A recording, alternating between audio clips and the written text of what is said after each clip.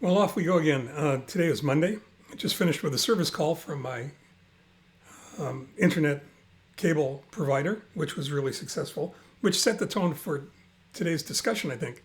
I mentioned yesterday that I'd had a disastrous service encounter, and I'd like to explore that with you because I think it's worthy of some thought. It's something that we're all involved in all the time, every day, either with other businesses or with other people. And I think it's important that we understand the nature of that interaction. Today is Monday. It's the 13th of January.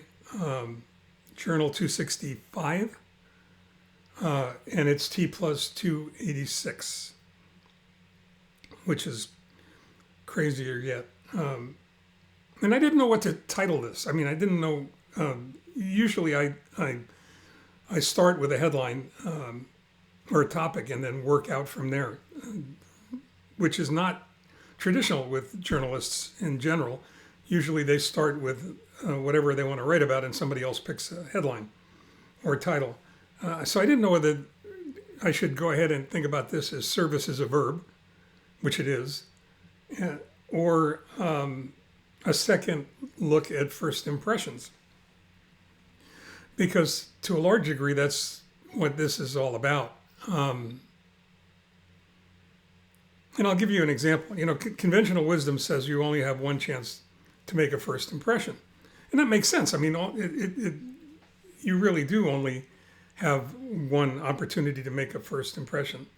But that first impression isn't necessarily a lasting impression or a good impression. And let me tell you why I think that way. A very dear friend of mine once told me that you could go ahead and do an exquisite job, an elegant job of taking care of a client's wants, needs, and expectations and blow the customer relations connection, fail miserably at the warm, fuzzy stuff, and then all of a sudden, you recognize that you're not likely to ever see that guy again or woman again, based upon the fact that you were unable or unwilling to understand where they were emotionally. However, if you did a good job at the warm, fuzzy stuff, if you did address their wants, needs, and expectations from an emotional standpoint, recognizing where they were at that particular moment, and you didn't do a great job fulfilling your obligations to whatever the service interaction was, there's a good chance you might have an opportunity to see that person again. They're likely to give you a second chance at that first opportunity because you did all the warm, fuzzy stuff right. You treated them with respect. You were understanding. You were empathetic. You were compassionate. And I think that's really important, and we lose track of that. And that nothing could have been more indicative of that than a service interaction I had last Friday when we had a contractor here at the house doing some work for us through a company. We didn't choose the contractor. They were an outside entity chosen by the company that we had chosen, which is always dangerous, by the way. You know, I really, I know it happens a lot, and I recognize that, but I think there's a difference between contracted help, you know, outside service providers, contracted by independent businesses, and experience and how that reacts. And let me explain that. Having been in business for 52 years with my dad and whatever,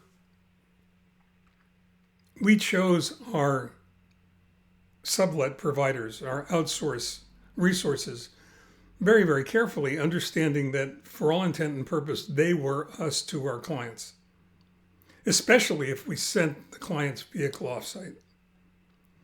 A lot of companies don't recognize that.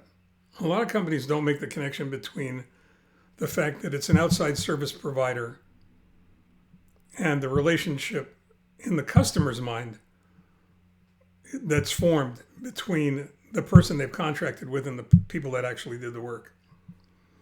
In this particular case, I'm really upset with both. The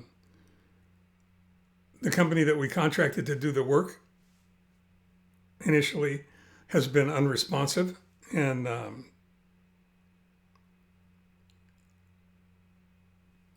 dispassionate about what happened, and they failed to communicate and engage. The person that they chose to do the work was totally inadequate, and realistically, the work is probably going to have to be done over. And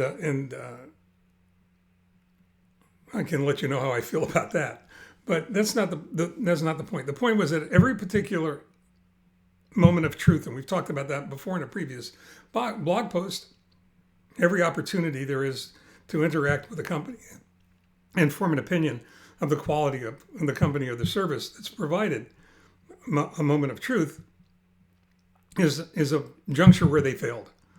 And the result of that is that I will never do business with that company again. I will do whatever I can to prevent anybody I know from doing business with that company again. And it's left a very bitter and very, a very, very poor taste in my mouth. Now I'm not beating myself up because I made a poor choice, because I made a decision based upon the information at that particular moment in time. And I try really hard not to look back, but realistically, I probably would have slowed down a little bit and done a little bit more research. And this is true of businesses, but I think it's also true of interactions with individuals and groups. So, as we keep loading the pantry with food for thought, it's something else to think about. In the meantime, look forward to talking to you again tomorrow. In the meantime, stay well and take care. Talk to you then. That's all for now.